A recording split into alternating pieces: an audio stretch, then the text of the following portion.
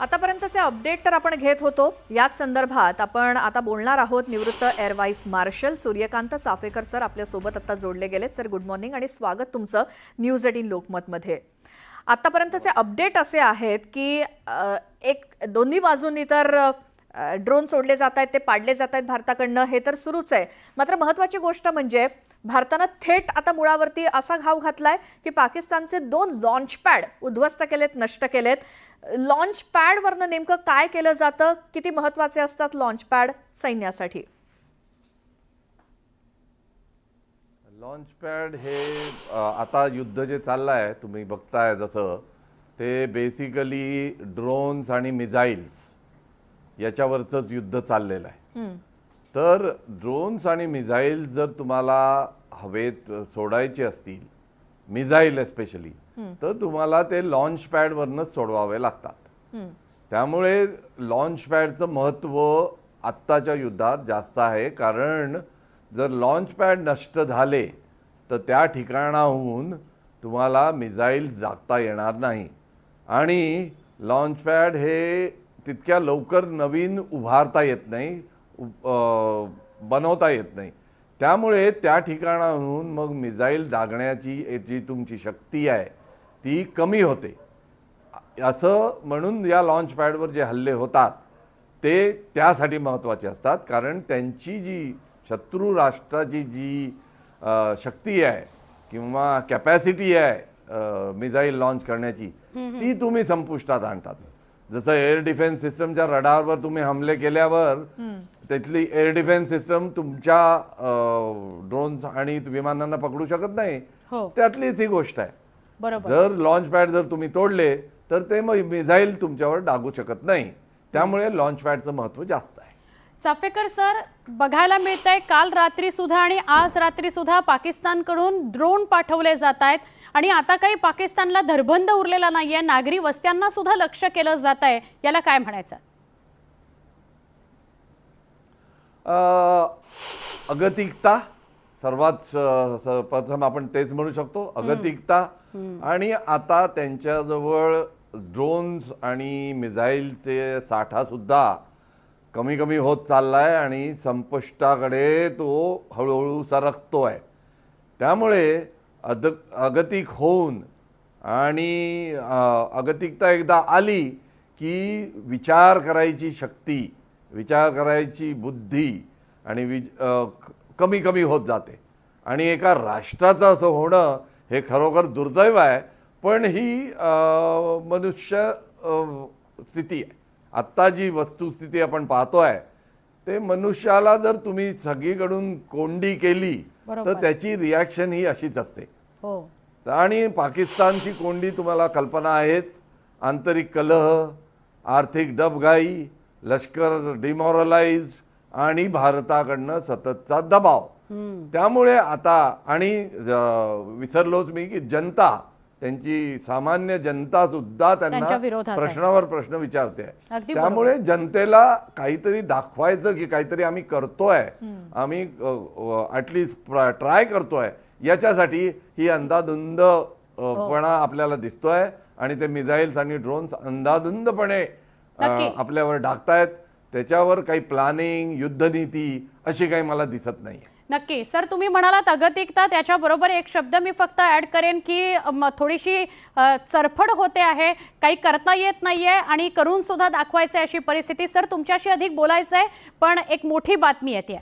तर ही मोठी बातमी अशी आहे की गुरदासपूर जिल्ह्यातील राजू बेला छिशरा या गावामध्ये पहाटे 4:45च्या सुमारास एक मोठा स्फोट झाला।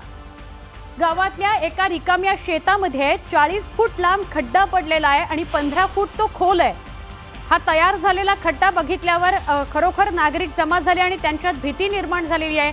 या स्फोटाची भीषणता इतकी होती की 3 ते 4 किलोमीटर परिसरातल्या नागरिकांच्या घरांच्या खिडक्यांच्या काचा फुटलेल्या आहेत श्वेता। आणि त्यामुळे साहजिक आहे नागरिकांमध्ये भीतीचं वातावरण आहे। एकतर इतका मोठा खड्डा तयार झाला, नेमकं इथं पडलं काय, हा खड्डा तयार कसा झाला हा प्रश्न सगळ्यांना पडलाय आणि त्यामुळे लोक सुद्धा, बघ्यांची सुद्धा मोठी गर्दी आहे।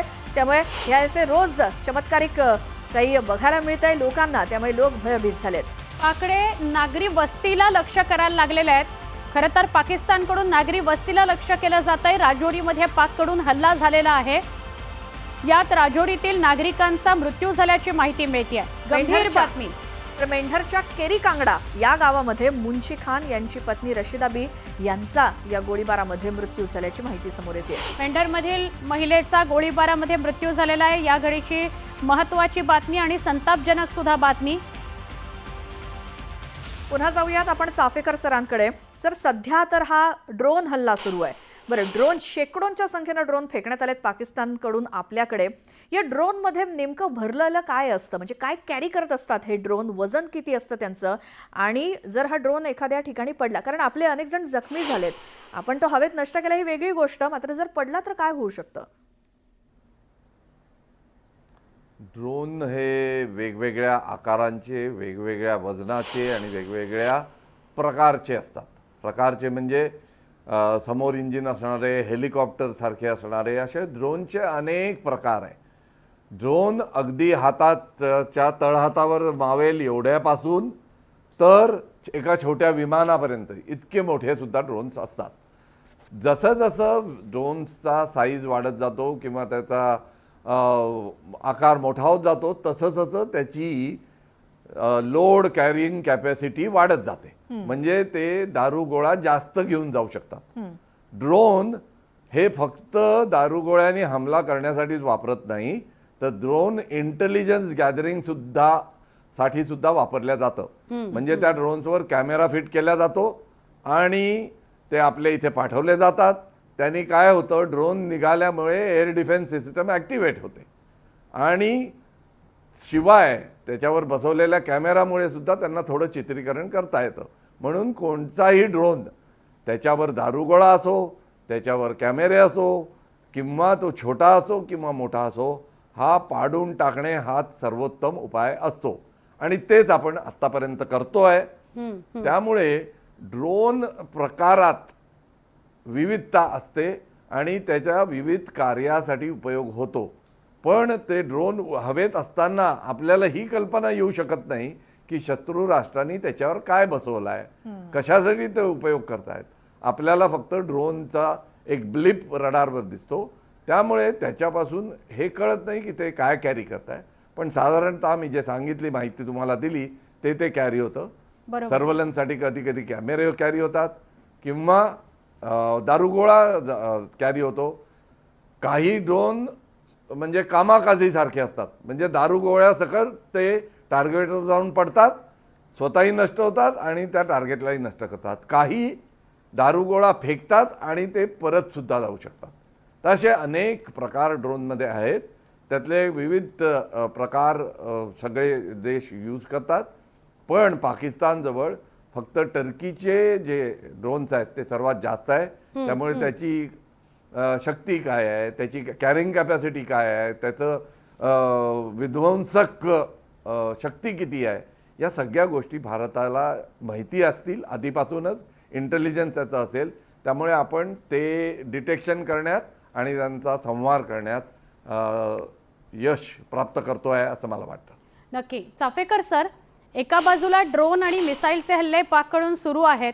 सीमा भागामध्ये जी काही नागरी वस्ती आहे त्या नागरी वस्तीमध्ये रोज काहीतरी भीतीचं वातावरण आहे, गोंधळाचं आणि धावपळीचं वातावरण आहे. अशा वेळेला, म्हणजे अशी जेव्हा युद्धजन्य परिस्थिती असते त्यावेळेला सीमा भागातल्या नागरिकांकडून काय वागलं, म्हणजे कशा पद्धतीने वागलं गेलं पाहिजे जेणेकरून तिन्ही दलांच्या प्रमुखांना त्याची मदत होऊ शकेल, निदान त्यांची काळजी तरी करावी लागणार नाही किंवा त्यांना स्थलांतरित करणं हा एक मोठा पाठ राहणार नाही. अगदी जे सीमारेषेला चिकटून लोक आहेत त्यांचं स्थलांतर करावंच लागतं आणि ऑलरेडी ते झालेलं आहे. आता थोडं आतमध्ये जे लोक आहेत त्यांना हे मॉक ड्रिल बद्दल जे आपण बोलत होतो आणि त्याचे काही लोक त्याची टर उडवत होती, मॉकरी करत होते, त्यांना आता चांगलं याचं उत्तर मिळेल की मॉक ड्रिल किती महत्वाची होती. एक्झॅक्टली. आणि अशी मॉक ड्रिल साधारणतः बॉर्डर एरियात बरेचदा होते आणि यावेळी नशिबाने ती 2-3 दिवस आधीच झाली आहे. त्यामुळे त्यांच्या मनात सगळं ते फ्रेश असेल. तर सिव्हिल एजन्सीज त्यांना असे जर हमले होत असेल तर काय काय करायचं ते त्या प्रिकॉशन सांगतात. बेसिकली सुरक्षित जागी राहायचं, बरोबर. बाहेर उगाच निघायचं नाही, आवाज ऐकला मिसाईल जात आहे असं दिसलं तर त्या जागेपासून दूर व्हायचं, रात्रीच्या वेळी ब्लॅकआउट अंमलात आणायचा आणि सायरन झालं की सुरक्षित जागी जायचं. असे मुख्य गोष्टी बरोबर. त्यांना सांगण्यात येतात. या ज्या सीमारेषेजवळ गावं किंवा सिटीज किंवा खेडी आहेत तिथे मोठ्या मोठ्या बिल्डिंग नसल्याने हे करणं तसं सोपं पडतं. कारण छोट्या छोट्या बिल्डिंग आहे, सुरक्षित जागा, काहींनी बंकर सुद्धा खोदलेले असतात आपल्या शेतात, तर ते त्या बंकर्समध्ये जाऊन सुरक्षित बसतात. तर ही सगळं ट्रेनिंग सिव्हिल एजन्सी त्यांना देते आणि त्याप्रमाणे ते वागतात. आणि सीमा जवळचे जे हे लोक असतात त्यांना या गोष्टींचा अनुभव असतो. बरोबर. तिथले जी वडीलधारी मंडळी आहे त्यांनी पहिले या गोष्टी पाहिलेल्या असतात. त्यामुळे जुन्या लोकांकडून नव्या लोकांना याचं प्रशिक्षण, शिक्षण आणि त्याची प्रॅक्टिस सतत केली जाते. आणि त्यामुळेच थोडा पॅनिक होणं साहजिक आहे. परंतु काय करायचं, कुठली गोष्ट आली, ड्रोन आलं तर काय करायचं, त्याची माहिती कोणाला द्यायची, मिसाईल आलं तर काय करायचं, या सगळ्या गोष्टींचा अभ्यास त्यांना असतो आणि माहिती पण असतेच. नक्की. सर, आत्ताची म्हणजे सकाळपर्यंतची घडामोड अशी होती की पाकिस्तानकडनं 2 लढाऊ विमानं पाठवण्यात आली होती. याच्या आधी 3 का 4 विमानं आपण त्यांची पाडलेली होती. आता पुन्हा 2 लढाऊ विमानं पाठवली आणि ती सुद्धा भारतानं पाडलेली आहेत. काय त्यामागचा उद्देश असावा?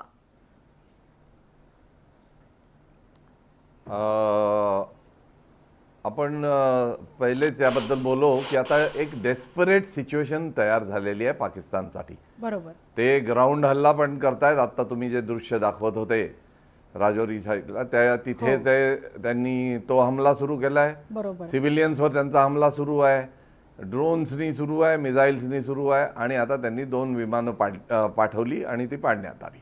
तर ही अगतिकता आता जास्त वाढत जाईल, जास्त दिसत जाईल.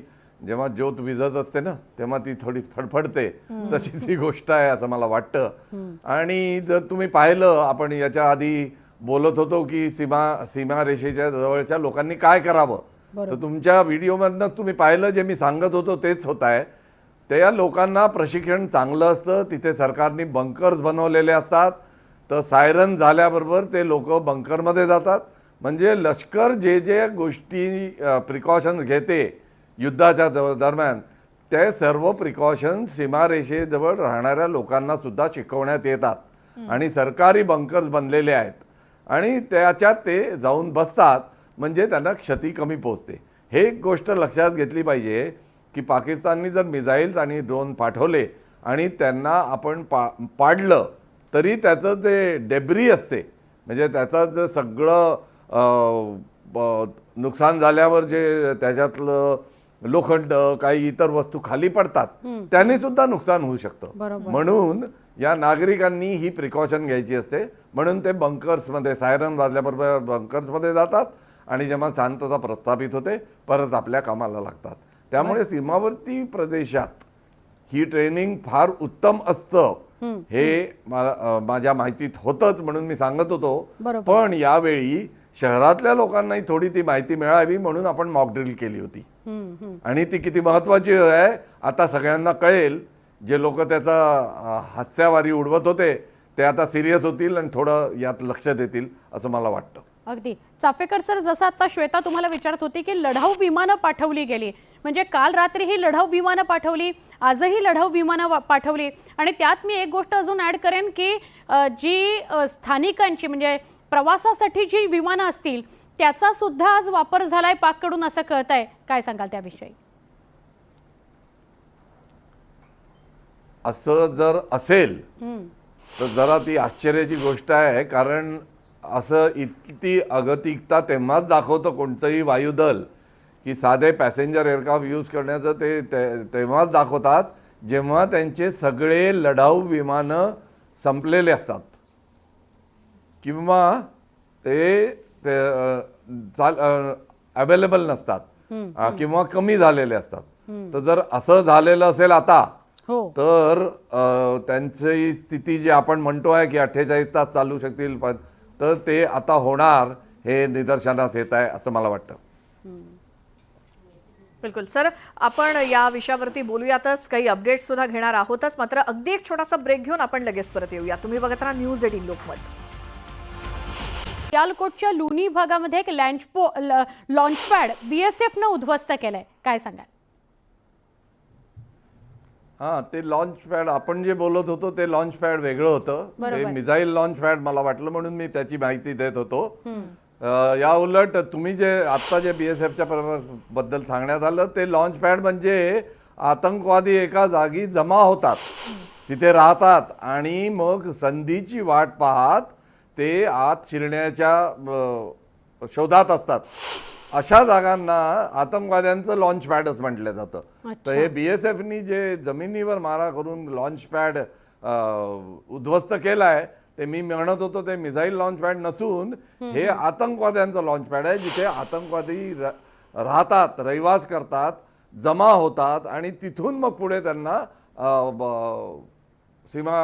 सीमेच्या पलीकडे ढकलल्या जातं.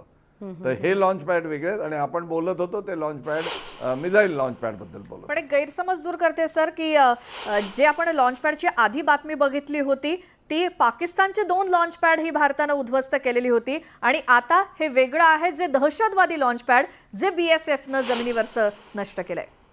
पण चाफेकर सर शेवटचाच प्रश्न बरोबर आहे. विचारते म्हणजे तुम्हाला. मग चाफेकर सर शेवटचाच प्रश्न विचारते तुम्हाला. आत्ता तिन्ही दलांची तिथल्या सैनिकांची जी एनर्जी आहे ती खूप हाय बघायला मिळते. जो पहलगामचा हल्ला झाला त्यानंतर फक्त सामान्य नागरिक नव्हे तर तिन्ही दलाचे सैनिक जे होते ते सुद्धा प्रचंड संतापलेले, चिडलेले होते की आता आपल्याला चोख उत्तर द्यायचंय आणि हे तिन्ही दल मिळून एकत्र अप्रतिम कामगिरी सध्या करतायत. नक्कीच. आणि सर्वात महत्त्वाची गोष्ट म्हणजे आपल्या दृष्टीने ही आहे की आता तुम्ही त्या राजौरीचं वगैरे जम्मू तिकडचं दाखवलं सगळं दृश्य, तर लोकल्सचं सुद्धा म्हणणं हे आहे की एकदा यांना आता आपण धडा शिकवलाच पाहिजे, कारण या रोजच्या अशा त्रासाने ते कंटाळलेले आहेत. तर हे अतिशय महत्त्वाची गोष्ट आहे की भारताची लष्करच उत्साहात नाही आणि पूर्ण धैर्याने सामोरं जात नाही आहे, तर भारताची जनता सुद्धा भारताच्या लष्कराबरोबर आहे. आणि असं ज्या देशात असतं त्याला यश हे मिळणारच नक्की असं मी मानतो. वा, थँक्यू सर. चाफेकर सर खूप खूप धन्यवाद. तुम्ही सविस्तर संवाद साधलात आणि जी माहिती, अचूक माहिती जी अपेक्षित होती ती तुमच्या बोलण्यामधून समोर आली. बिलकुल. आणखी आता काही